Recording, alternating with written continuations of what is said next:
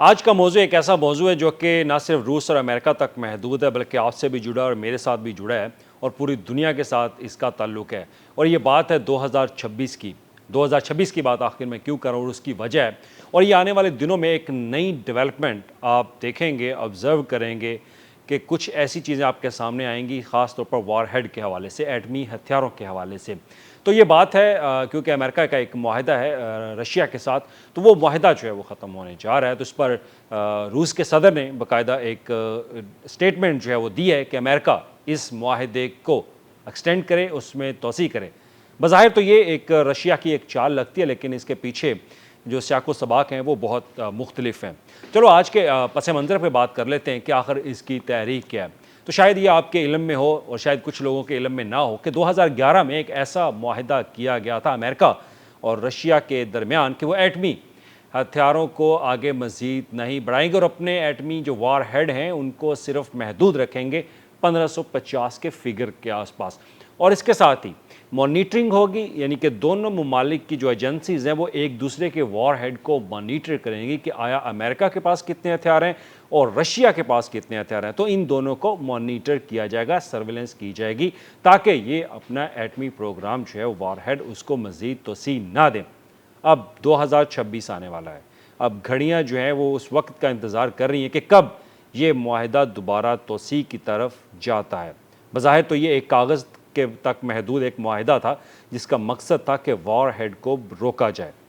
تو اس کے بعد اب یہ معاہدہ ختم ہونے جا رہا ہے، لیکن آئندہ کا پس منظر کیا ہوگا؟ ابھی کل ہی رائٹرز کی ایک نیوز تھی، اس نیوز میں یہ آرٹیکل جو ہے وہ پبلش ہوا اور اس میں باقاعدہ رشیا کے صدر کی سٹیٹمنٹ جو ہے وہ ایڈ کی جاتی ہے اور کہا جاتا ہے کہ رشیا نے امریکہ سے رابطہ کیا ہے کہ وہ 1 سال کی ایکسٹینشن جو ہے وہ دے۔ اب اس کے بعد اب بات کر لیتے ہیں کہ دنیا میں ایٹمی طاقتوں کے حوالے سے، تو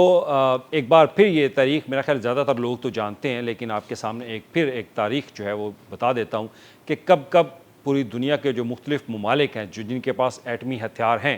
وہ کب ایٹمی پاور بنے۔ اب اس کے بعد سب سے پہلے تو بات کر لیتے ہیں امریکہ کی، تو امریکہ جو ہے وہ سب سے پہلے 1945 میں باقاعدہ انہوں نے ایٹمی دھماکہ کیا اور ان کے پاس یہ power I. Russia 1949، UK 1952، France 1960، Israel 1960، China 1964، India 1974 اور پاکستان 1998، اور شمالی کوریا جو ہے وہ 2006۔ اب اس میں سب سے زیادہ جو وار ہیڈ ہیں وہ 90% کے قریب وہ امریکہ اور رشیا کے پاس ہیں۔ اگر مزید آپ ان ڈیپتھ ڈیٹیل چاہتے ہیں تو چلیں یہ بھی ایڈ کر دیتے ہیں کہ اس وقت پوری دنیا میں کتنے ہتھیار کتنے ممالک کے پاس جو ہیں وہ موجود ہیں۔ تو روس کے پاس جو ابتدائی طور پر جو اپڈیٹ ہمارے پاس ہیں، اور جو کہ آپ انٹرنیٹ پہ بھی آپ دیکھ سکتے ہیں کہ وار ہیڈ کی کیا ڈیٹیلز ہیں مختلف ممالک کے پاس جو کہ ایٹمی پاور رکھتے ہیں۔ تو اب ایک لمحے کے لیے آپ سوچ لیں کہ اگر جو معاہدہ کیا گیا تھا 2011 کے اندر کہ رشیا اور امریکہ اپنے وار ہیڈ جو ہے وہ نہیں بڑھائیں گے، تو اس سے ہوگا کیا، مستقبل میں ہوگا کیا اگر یہ امریکہ ہاں نہیں کرتا تو۔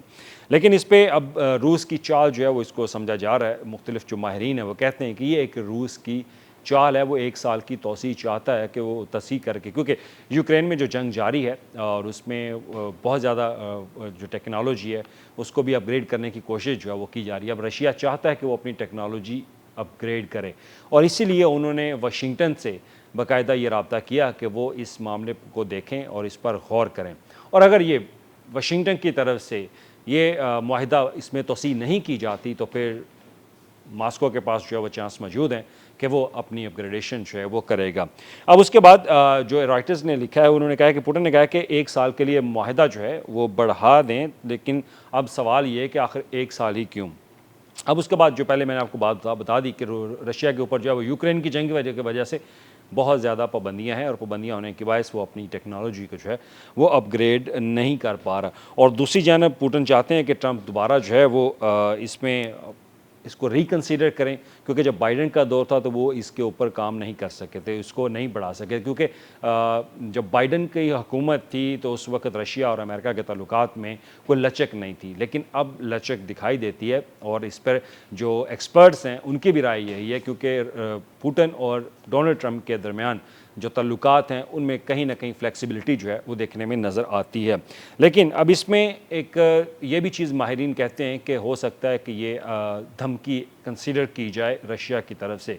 کہ اگر امریکہ اس کے اوپر عمل درآمد نہیں کرتا تو ہو سکتا ہے کہ رشیا کے پاس ایک ٹائم آ جائے اور رشیا اپنے وار ہیڈز کے اوپر نئی ٹیکنالوجی کے ساتھ اس کو اپ گریڈ کرے. لیکن یہ بات صرف رشیا تک اور امریکہ تک محدود نہیں ہے. ماہرین کہتے ہیں کہ اگر یہ معاہدہ دوبارہ نہ ہوا اور امریکہ نے ہاں نہ کی تو دنیا ایک نئے وار ہیڈ کی دوڑ میں شامل ہو جائے گی جو کہ سب کے لیے خطرہ ہوگا. اب اس کے اثرات کیا ہوں گے؟ تو اثرات کے بارے میں جو ہم نے باقاعدہ اس کے اوپر ریسرچ بھی کی تو اثرات جو ہیں وہ یہی بتاتے ہیں کہ یورپ محفوظ نہیں رہے گا، چین اس میں کودے گا اور چین اپنی ٹیکنالوجی کو بڑھائے گا اور اپنے وار ہیڈز بھی بڑھائے گا کیونکہ یہ سب کو ایک موقع جو ہے وہ مل سکتا ہے. اس کے بعد بھارت اور پاکستان بھی اس معاملے پر غور کریں گے اور ہو سکتا ہے کہ وہ بھی اپنے وار ہیڈ جو بڑھا سکتے ہیں. یہ میری رائے نہیں ہے، یہ ایکسپرٹس کی رائے ہے. وہ یہ کہتے ہیں کہ اگر یہ معاہدہ نہ ہوا تو کیونکہ پوری دنیا کے جو ممالک ہیں جو ایٹمی پاور رکھتے ہیں ان کے پاس ایک وجہ سامنے آ جائے گی کہ اگر امریکہ اور رشیا کے درمیان معاہدہ نہیں ہو پا رہا تو پھر وہ کس بات کے اوپر جو ہے وہ متفق ہوں گے، کس کی بات کو مانیں گے، کون سی پالیسی پر عمل درآمد کریں گے. تو اس بات پر بھی بہت زیادہ بحث جو ہے وہ اس وقت جاری ہے. لیکن اس پر کچھ ایکسپرٹس جو ہیں ان کی رائے بھی آپ کے سامنے رکھتا ہوں ایک مزید جو انہوں نے اثرات کے حوالے سے جو ہے وہ کہی. تو اس میں ڈیرل کمبل ہیں، وہ آرمز کنٹرول ایسوسی ایشن کے ڈائریکٹرز ہیں. وہ کہتے ہیں کہ اگر نیو سٹارٹ، اس معاہدے کا نام جو ہے وہ نیو سٹارٹ معاہدہ ہے، یہ ختم ہو گیا تو یہ 50 سالہ ایٹمی کنٹرول پالیسی کا خاتمہ ہوگا. اور جو ہانس کرسٹنسن ہے وہ کہتے ہیں، یہ فیڈریشن آف امریکن سائنٹسٹ کے ماہر ہیں، وہ کہتے ہیں کہ روس اور امریکہ کے پاس جو ہے وہ 90% سے زائد ایٹمی ہتھیار ہیں اور اگر یہ معاہدہ ٹوٹا تو دنیا ایک نئی 1980 کی دہائی میں جو ہے وہ داخل ہو جائے گی. اب اس میں سوچو یہ صرف سیاست نہیں ہے، یہ ایک سائنسی حقیقت ہے. یہ دو ایکسپرٹس جو ہیں وہ یہ اپنی رائے دے رہے ہیں کہ اس کے اثرات کیا ہوں گے. تو 1980 کی دہائی میں ہم واپس جو ہے وہ چلے جائیں گے. اب آپ کو یاد ہوگا کہ دنیا میں صرف 2 دفعہ ایٹمی ہتھیاروں کا استعمال جو ہے وہ ہو چکا ہے. یہ آج بھی لوگ جانتے ہیں. ایک بار پھر اس کو دہرا دیتا ہوں کہ امریکہ نے ناگاساکی یعنی کہ جاپان میں ناگاساکی اور ہیروشیما میں سب سے پہلا اپنا جو ہے وہ ایٹمی ہتھیار استعمال کیا تھا اور ان کا جو نام تھا، ایک کا نام تھا لٹل بوائے اور دوسرے کا نام تھا فیٹ مین. یہ 2 ہیروشیما اور ناگاساکی کے اوپر جو ہے وہ پھینکے گئے تھے اور اس کی تاریخ بھی جو ہے وہ آپ کو یاد ہوگی کیونکہ 1945 میں یہ ان کا استعمال جو ہے وہ کیا گیا تھا جب ورلڈ وار 2 تھی. تو اس کے بعد ورلڈ وار کولڈ جو ہے جس کو 2.0 کہا جاتا ہے اب وہ سٹارٹ ہو چکی ہے اور اس کے اوپر جو ہے وہ ماہرین یہ کہہ رہے ہیں کہ ہو سکتا ہے کہ ایک نیا ایٹمی ہتھیار جو ہے، ایک نیا وار ہیڈ وار وہ شروع ہو جائے گا